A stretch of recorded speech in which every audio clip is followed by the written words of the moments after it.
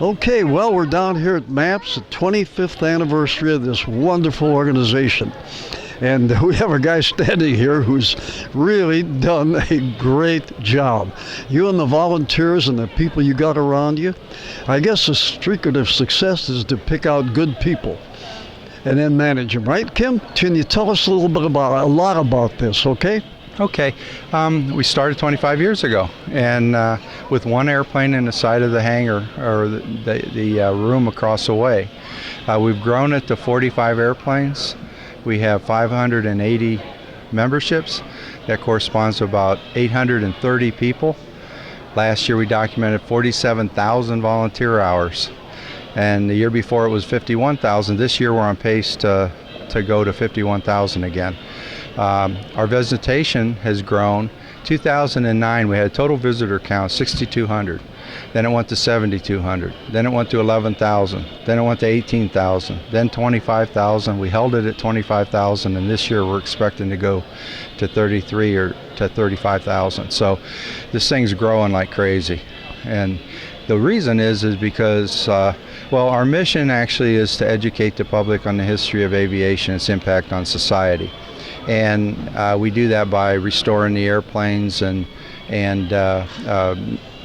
telling the stories of the local heroes. And we have 3 areas. We have the airplanes, 45 airplanes now. We have over 50 displays that talk about Pearl Harbor, Tuskegee Airmen. And this place is just phenomenal. And it changes by the week. I mean, it's getting better every week. Every time I come down here, it looks different. Yeah, I have to be careful. I can't think out loud, because if I think out loud, these guys will do it. What a crew you've got. Oh yeah, it's a great crew, and a lot of them are veterans or they're aviation buffs. And I mean, think about it. When we were kids, at 12 years old, what did we play with? We made models. Well, it's like a magic door over there. When we walk into the hangar, you walk into a place where there's models that are 1-to-1 ratio, and we get to rebuild airplanes. How many people get to do that? And airplanes are pictures that the guys will look at. Picture of a baby or airplane. Right. And you know, when we talk about the airplanes, the thing that amazes me the most technology-wise is that we have a glider, a 1908 Martin glider. And it is the authentic glider. It's owned by the McKinley Museum. It's on loan to us, and that thing is amazing. It's the first time a woman ever flew. Henry Ford saw it.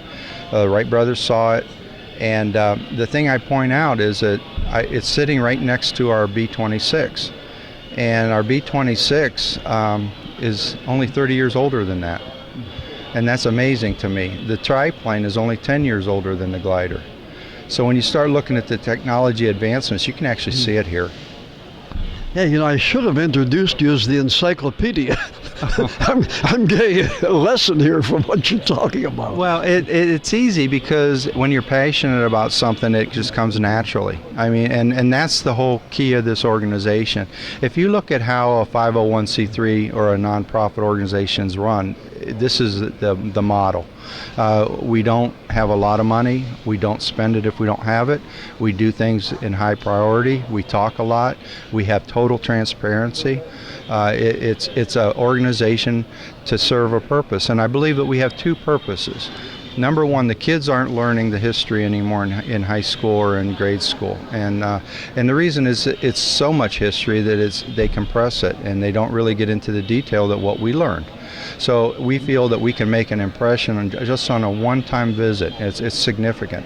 The second issue is that there's all these guys that retired, and you know, we give them a place to become a part of an organization where we think they're doing some good with their lives. And I have more access to knowledge than anybody around. I mean, I have 580 memberships, but some of these guys are aeronautical engineers. Some of them are vice presidents from companies. Some of them own their own companies. Some of them are mechanical engineers, electrical engineers. I mean, all I need to do is say, hey, I need some help here, and they show up. So that's great. Maybe we should run you for president. No. You won't take that job? No. It's too easy? No, I'd fire half the cabinet. I'd fire half those. Don't get me on a roll, because I'd fire all those czars that they hired. I'd fire every one of them. I didn't really go for that, but that's great. I'm glad you came out with that. Well, you know what a czar is, right? Oh, I sure do. I think that there's nowhere in the government that those people are supposed to be, Yeah. and we should get rid of them. Yeah. And balance the budget. Yeah.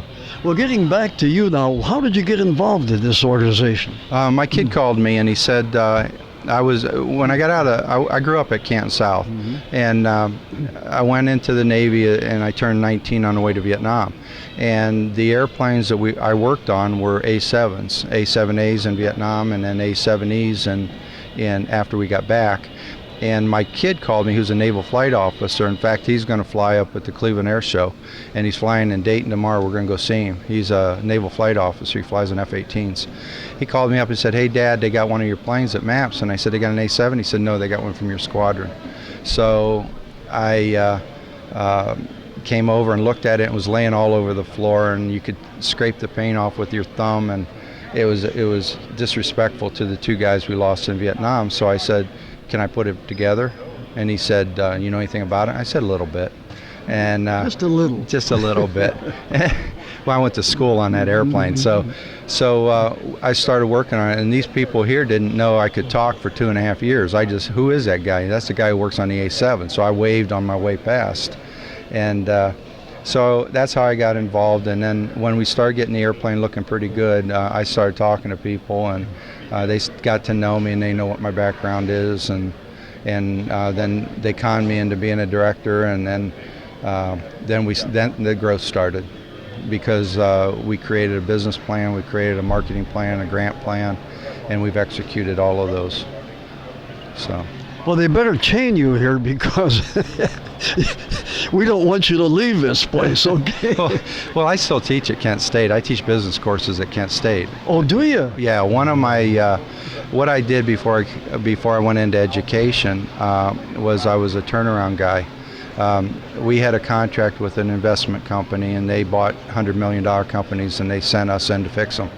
So we weren't consultants, we were representatives of the owners, but I did about 30 turnarounds. So I was very fortunate. My whole career, MIS, systems implementation, I've used every bit of it here. And it's almost like God put me into a point and said, "Okay, Kim, you need to learn this, because you're going to need it at MAPS."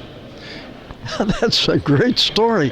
Well, you've really accomplished wonders here. Absolutely. Everybody just raves about this place. Well, it's not me. I mean, it's okay, guys. What do you think is the next priority? I mean, that's how we set priorities here. We get everybody together and say, "Okay, here's all the stuff we got to do.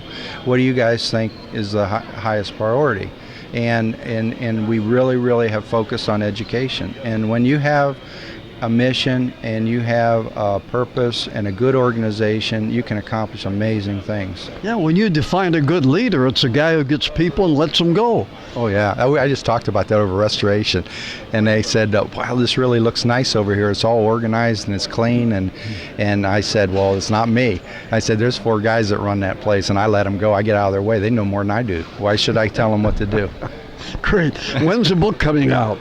I've been asked to write one, and they call them Kimisms. I got a whole series of Kimisms when I was a consultant, and I really don't have time.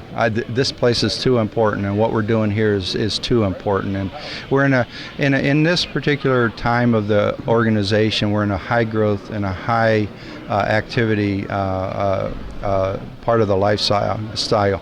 And in the future, I mean, what we got going on in the future is amazing.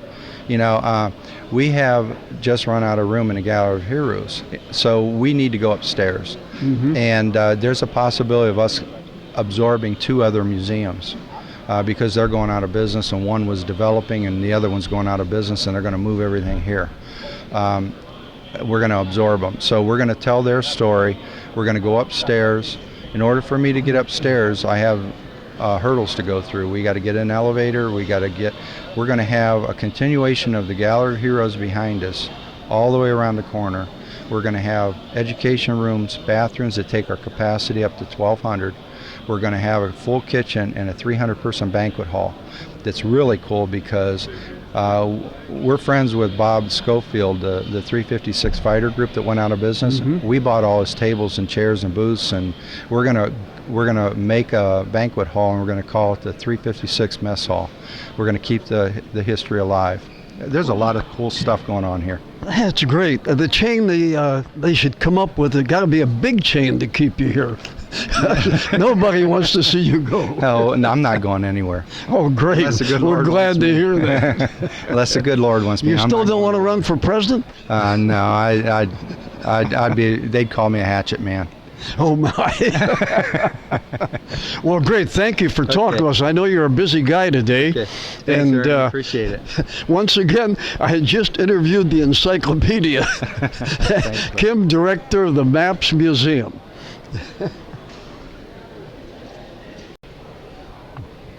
Our next guest here at MAPS, and one of the guys that has an unusual job, and he's doing a great job at doing it. I read the newsletter, and I read what you've been doing with kids and all that. Colonel Reed Kimball, and the director just gave me his resume, which took 20 minutes. Colonel, nice to have you here. Pleasure. And folks, I'm going to refer to him as the Colonel because he outranks me. And if I don't, I'm afraid he's going to make me do the dishes here and push-ups and do the KP. And I think he's going to say also, I want you to police the area here, you know. I got some rocks out there that need to be painted. Colonel, it's raining today. Yes, unfortunately it is. And I hope when it gets a good day tomorrow, you won't want to wash your car. No, we probably won't have to wash the airplanes out here either. So. Okay, well, thank you. Tell us a little bit about what you're doing here. Well, first, let's go through your background. Well, I was commissioned in 1973 in the Air Defense Artillery. I spent 23 years in the Army, retired with the rank of colonel, part active duty, part reserve. When I got off active duty, I became a school teacher, and I taught chemistry and physics. I was still part of the reserve, and I was commanding an infantry training battalion when Desert Storm came along. So I got called up for Desert Storm. And by the time I got back from Desert Storm, my teaching job was gone, so they made me the school principal. So that's how I got That's into a switcheroo. Yeah, a little different perspective on schools. And then moved back here to Akron to be close to my mother-in-law, and came down here for the Collings Foundation event with the B-24 and the B-17 and fell in love with the place, and have been here ever since. Well, that's great. Now, what are your activities here now? Well, we get grants from the Stark and Summit County groups to bring high school students here, and this year we brought in excess of 2,600 high school students, U.S. history classes here, to teach them real history, where they could reach out and touch the plains, and we could introduce them in our gallery of heroes to real historical people. We also have an air academy that we're running right now for kids 10 and up with their parents. They come in here for 10 Sundays. We teach them anything from history of aviation to flight simulators in that 10-week period. So, what a great career you've had. That's great. You got the dream job, you and Kim. It's this is boys with toys, basically. Yeah, it's great being here. It's great coming to work every day because you're here with history. It's something you don't appreciate till you get a little older, like we are. But it's more in what we try to pass on to these kids from U.S. history classes. It's more than the textbook, and it's more than dates and places. Yeah, that's really hands-on. That's exactly right. And the kids, even the elementary kids, the thing they remember is they could sit in an airplane out here. Yeah. Well, there's a little gal, Emily, our new videographer. Emily, my granddaughter. And she sat in the Russian MiG. We got pictures of her, and my other grandkids came, and they had a great time. They wanted to hijack it. Yeah, well, when we get done, I can take her out to the Kiowa here, and you can sit in a helicopter, too. Okay. Well, what are your programs right now? What are your plans? Well, the plans right now is ultimately, and Kim probably told you, we'll move up to the second floor, and I'll have a couple of classrooms up there. Right now we're sort of catching can with the library and out here for classrooms. So we're looking at expanding those programs. We're hoping to keep the U.S. history classes going on an annual basis and catching kids as they come through high school. We're looking at expanding into middle school and start talking about something they call STEM standards, science, technology, engineering, and mathematics standards, and bringing middle school kids and introducing them to the technology of aviation. That's a far-reaching program. Your resume now going from teaching to a colonel in the military, so you went from kicking kids around to kicking guys like me around, and then back to being a principal, and then kicking more people around. Yeah, and probably the toughest job was the principal. Really? Is that right? Yeah. Well, you were big enough to beat them up then, weren't you? You tell them, if you cross me twice, they haven't found the body yet. But, No, but basically, if you understand a school administrator's job is not easy because you're spending 90% of your time with 10% of your kids. And it's really not the 10% that you really want to talk to. But I had a good relationship with my school and my teachers, so. Well, evidently from your progression. That's great, Colonel. It's my pleasure talking to you. And folks, come down to see the Colonel here, and he'll put you to work doing something. Yeah. Thank you. Thank you. Okay. Okay, this is a guy probably well known to you folks who've watched our programs in the past, Mr. Schwartz, right? Yes, they have Bob Schwartz. And what is your job here? Well, I'm chairman board of directors. I handle membership. I tabulate our membership hours, of which we had over 50,000 past couple years. Fantastic amount of hours. And I keep busy helping out wherever I can. Yeah, I've noticed that you always wanted me to sweep the floor. Yeah. And I have turned him down. But today may be a different thing. This is a great event, the 25th anniversary. It's almost amazing what has happened. You were here from when? I joined in 06, and I wound up getting on the board in 08, and we've made some fantastic progress in the past 6-8 years compared to where we were when I joined in 06. I just talked to Kim, and I says, every time I come down here, every 2 or 3 months, you're different.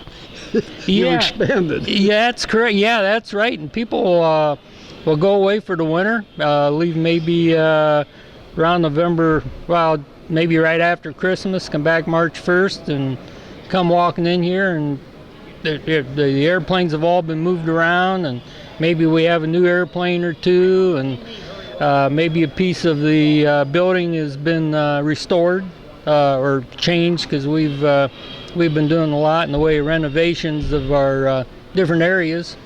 And for instance, over the past year in our restoration building, we finally got a new roof on it. We had a lot of leaks. We moved our administrative office over there.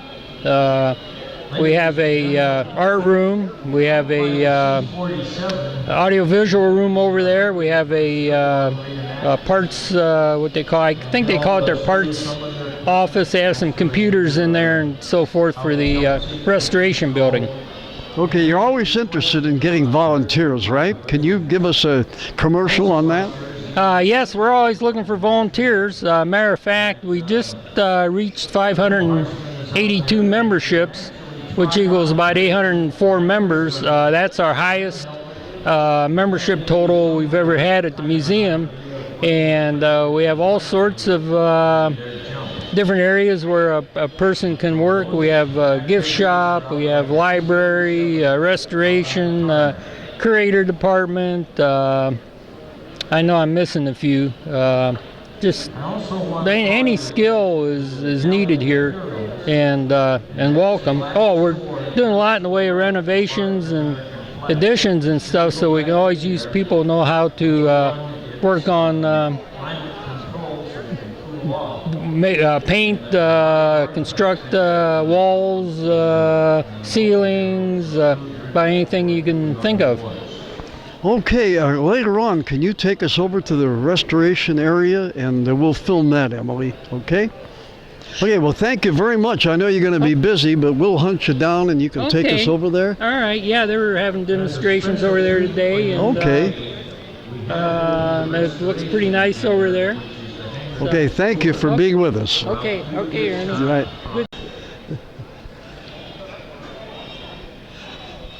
Okay, our next guest here is one of the original guys. And we had to get him off a statue to come here. Because I heard that he was on a statue and hasn't been moving for a few years, but we got him over here. Ralph Gigliotti. Dennis. Or Dennis Gigliotti. Okay. All right, I didn't have my glasses on. Yeah. Okay, Dennis, tell us, you were one of the original 8 or 9?